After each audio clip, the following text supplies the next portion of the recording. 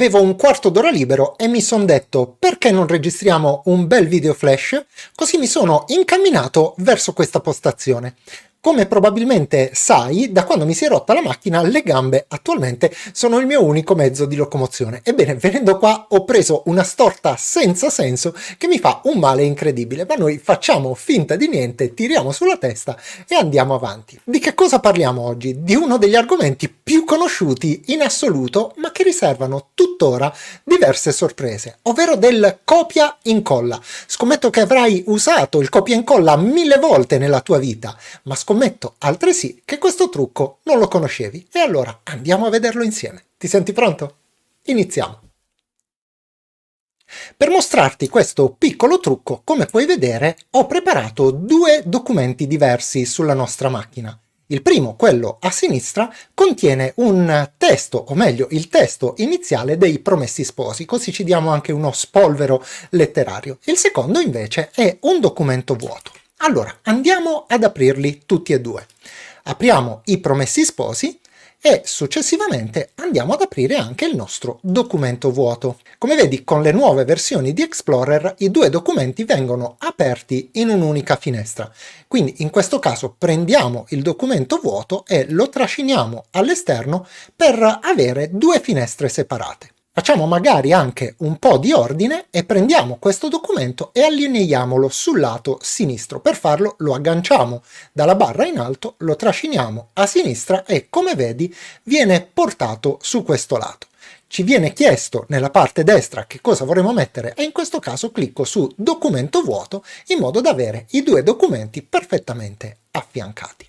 Adesso supponiamo di voler copiare 3 pezzi a caso del primo documento e andarli ad incollare separatamente sul secondo documento. Normalmente per copiare un pezzo cosa facciamo? Andiamo ad evidenziarlo, facciamo il primo periodo e poi premiamo CTRL-C oppure andiamo a fare un clic destro e selezioniamo la voce copia.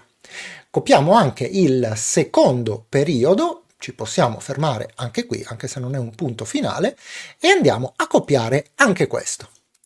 Infine prendiamo un altro periodo a caso e andiamo a copiare anche quest'ultimo. Ora supponiamo di voler incollare queste 3 cose nell'ordine che decidiamo noi sul documento a destra. Normalmente se a questo punto facessimo clic destro incolla oppure premessimo la combinazione di tasti CTRL-V, verrebbe automaticamente incollata solo l'ultima cosa che abbiamo copiato, ma andiamo ad annullare questa azione e proviamo invece una combinazione di tasti differenti. Infatti, anziché premere CTRL-V, andremo a premere il tasto Windows più il tasto V, quindi Windows V.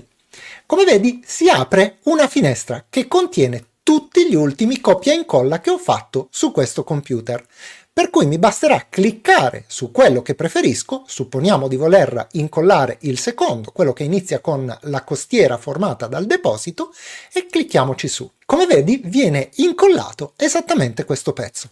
Naturalmente possiamo ripetere la stessa operazione per incollare ad esempio il primo pezzo, quello iniziale, subito dopo questo che abbiamo appena incollato, e così via. Può sembrare banale, ma ti garantisco che quando lavori su testi di grandi dimensioni, oppure hai bisogno di copiare ed incollare diverse cose senza dover necessariamente saltare da un documento all'altro, questo piccolo trucco può rivelarsi davvero un salvavita.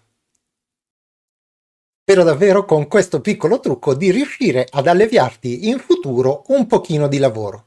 E adesso vado a mettermi un po' di ghiaccio sulla caviglia nella speranza di non dover saltare la mia corsetta serale che mi piace tanto, ma non prima di averti salutato, ringraziato per avermi fatto compagnia nel corso di questo video e dato appuntamento come sempre alla prossima!